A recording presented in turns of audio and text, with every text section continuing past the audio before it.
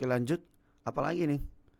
Ngomong pakai bahasa karya ilmiah. Pesan makanan bikin emosi pelayanannya. Terus gimana Permisi, sih? mau pesan apa? Saya pesan satu sup daging berkuah hitam dengan campuran bumbu khas yang menggunakan kluwek. Kluwek. Oh, rawon. Rawon.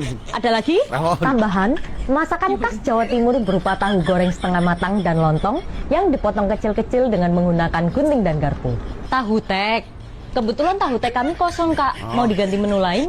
Baik, kalau begitu saya akan ganti bola-bola yang terbuat dari tepung terigu atau tepung ketan yang digoreng dan permukaannya ditaburi dengan biji wijen. Onde-onde. Ya ampun, Onde-onde. Kak. Langsung sebut aja namanya.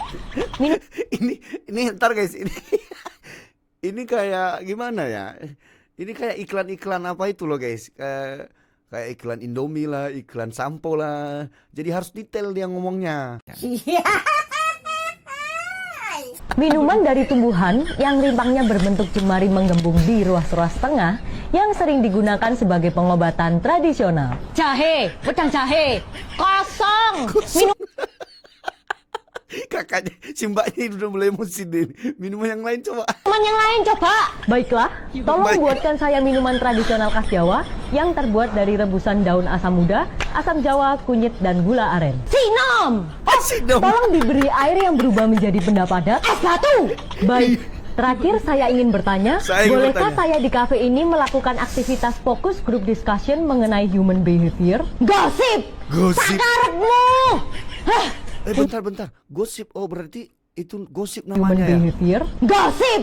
Mana, Sakarepmu! guys? Bolehkah saya di kafe ini melakukan aktivitas fokus group discussion mengenai human behavior? Gosip! Oh, itu gosip Sakarepmu! namanya. Hah! Wah, kok gak ada emosi ya? Gosip. Totalnya 125.000, Kak. Mau dibayar pakai apa? Standar kode respon cepat nasional yang diluncurkan oleh Bank Indonesia.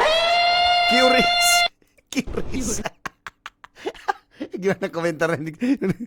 Kalian sadar gak sih kalau dia satu orang? Oh iya,